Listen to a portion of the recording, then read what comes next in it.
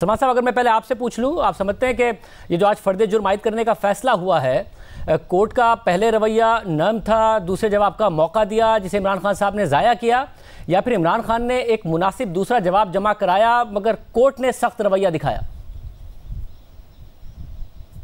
नहीं, रवैया यकीनन अदालत का नर्म था। उनको मौका दिया गया कि वो एक कोई निदामत का इजहार करें और ऐसा रवैया अपनाएं जिस पर अदालत उनको माफ़ी दे सके।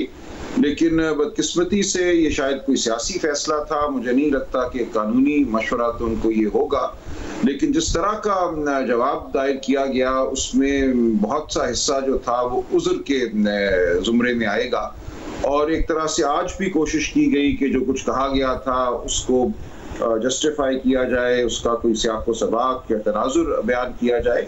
देखिए, तौहीन अदालत के मुकदमात में ये बात बहुत ही हाई रिस्क स्ट्रेटजी होती है और चीफ जस्टिस साहब ने ये कहा भी कि आप बहुत बड़ा ख़तरा मोल ले रहे हैं इस किस्म की बहस करके कि इसकी वजह क्या थी, इसका तनाजुर क्या था, क्या उज़्र है। ये बातें नहीं चलती। जब एक दफ़ा अदालत बादिल नज़र में एक नजरिया बना लेती है कि जो कहा गया वो तौहीन अदालत के जुमरे में आता है, तो उस वक्त बेहतरीन राय अमल तो यही होता है कि मामले को इख्तिताम की तरफ ले जाया जाए और उसके लिए माफ़ी मांगी जाए, निदामत का इजहार किया जाए, बजाय इसके कि अदालत को ये सिखाया जाए या सिखाने की कोशिश की जाए कि क्यों जो कुछ कहा गया वो तौहीन अदालत के जुमरे में नहीं आता। और अफसोस का इजहार करना एक मुख्तलिफ बात है, माफ़ी मांगना बिल्कुल एक मुख्तलिफ बात है। सलमान साहब, आप कहिएगा कि आज ये भी डिफेंस था कि जिस तरीके से अदालत ने पहले माफ़ किया है 2013-14 में बगैर माफ़ी के इमरान खान साहब को, उसका भी हवाला दिया गया। ये जो बार बार के कंटेम्प्ट के मामलात हैं खान साहब के, जिस पर अपोजिशन या हुकूमत कहती है कि जी ये तो आदी मुल्जिम हैं कंटेम्प्ट के, ये उनके खिलाफ जाएगा अगर मामला आगे चलता है, या उन्हें पहले माफ़ी मिल गई, ये उनके फ़ायदे में जाएगा? देखिए, फर्द जुर्म के बाद माफ़ी के इम्कानात महदूद हो जाते हैं लेकिन ख़त्म नहीं होते। ये मामला हर सूरत अदालत के हाथ ही में रहता है कि माफ़ी देनी है या नहीं देनी। लेकिन अगर आप इफ्तिखार चौधरी साहब वाला मुकदमा देखें, चीफ जस्टिस इफ्तिखार मोहम्मद चौधरी साहब वाला, उसमें जिन पुलिस एहलकारों ने बदसलूकी की थी, उनको धकेला था गाड़ी में, उन्होंने माफ़ी मांगी लेकिन फर्द जुर्म आयद होने के बाद।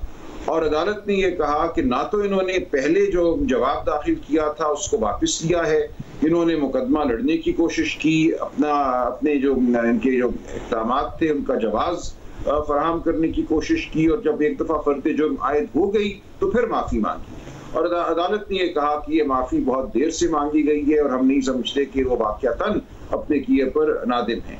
लिहाजा ये दिखाना ज़रूरी होता है अदालत को अपने रवैये से, अपने अल्फाज से, अदालत के अंदर भी और अदालत के बाहर भी, कि आप वाक़यातन नादिम हैं और जो हुआ उसके लिए वाक़यातन आप माफ़ी के तलबगार हैं। ये अब भी मुमकिन है और मेरी कम अज़ कम ये ख्वाहिश होगी कि ऐसा हो जाए, उस निदामत का इजहार हो जाए जो अदालत चाहती है। और अगरचे माजी में दोनों तरह की नज़ीरें हैं, माफ़ी मांगी गई, माफ़ी दे दी गई, वो नज़ीरें भी हैं कि माफ़ी मांगी गई और माफ़ी नहीं दी गई। हर मुकदमा अपने वाक़यात रखता है, अपने सियाक़ व सबाक़ में चलता है। तौहीन के मामले में आप हतमी तौर पर यह नहीं कह सकते कि नज़ीर ये है इसलिए ज़रूर फैसला यूं ही होगा। और सलमान अग्रवाल साहब, आप बताइएगा कि ज़ाहिर इस बेंच में जस्टिस अतर मिनल्लाह साहब हैं जो बहुत दफ़ा वाज़े कर चुके हैं कि वो कंटेम्प्ट के मामलात में की बहुत ज़्यादा जो है उनकी एक लिबरल इंटरप्रिटेशन है। बाबर सत्तार साहब हैं, 2 दिन पहले ही फवाद चौधरी साहब के ख़िलाफ़ जब एक पटिशन गई तो उन्होंने उसको मिनटों में मुस्तरद कर दिया। इसके बावजूद ऐसे शख्सियात मौजूद हैं जिनकी बड़ी लिबरल इंटरप्रिटेशन रही है, मगर क्या फ़र्क नहीं समझ पा रहे खान साहब के जुडिशल कंटेम्प्ट का मामला अलग है जिसमें जजेस पर तनकीद हो जाए, स्कैंडलाइजिंग की बात हो, ये जो एक क्रिमिनल कंटेम्प्ट का मामला है, लोअर जुडिशरी को जो धमकी का मामला है, ये एक संगीन मामला है, क्या इसका एहसास नहीं कर पाए खान साहब? जी बिल्कुल, देखिए, क्रिमिनल कंटेम्प्ट वाकई बहुत संगीन नौयत की कंटेम्प्ट होती है और चीफ जस्टिस अतर मिनल्लाह ने बार बार ये कहा कि यह मामला क्रिमिनल कंटेम्प्ट का है। थोड़ी सी अगर मैं गुजारिश कर दूं कि फ़र्क क्या है। देखिए, 3 तरह की कंटेम्प्ट्स हैं हमारे कानून में, सिविल कंटेम्प्ट, क्रिमिनल कंटेम्प्ट और जुडिशल कंटेम्प्ट। सिविल कंटेम्प्ट ये है कि आप अदालती हुक्म को नहीं मानते। ये यूसुफ रजा गिलानी साहब ने किया था, उन्होंने अदालती हुक्म को मानने से इनकार कर दिया था। दूसरी जो कंटेम्प्ट है क्रिमिनल कंटेम्प्ट, वो ये है कि आप धमकी दें किसी गवाह को या जज के हवाले से आप ऐसी कोई बात करें जिसमें यह तासुर हो कि आप उसको कोई धमकी दे रहे हैं और आप रखना डाल रहे हैं अपने तर्ज अमल से जो इंसाफ का प्रोसेस है उसमें। तो ये आज अतर मिनल्ला साहब ने बार बार कहा कि आपका मामला जो है वो क्रिमिनल कंटेम्प्ट का है, और जुडिशल कंटेम्प्ट ये है कि आप अदलिया के हवाले से या किसी जज के हवाले से उनके किरदार के हवाले से कोई मनफी बात करें। ये वो मामला था जो निहाल हाशमी या तलाल चौधरी साहब का था।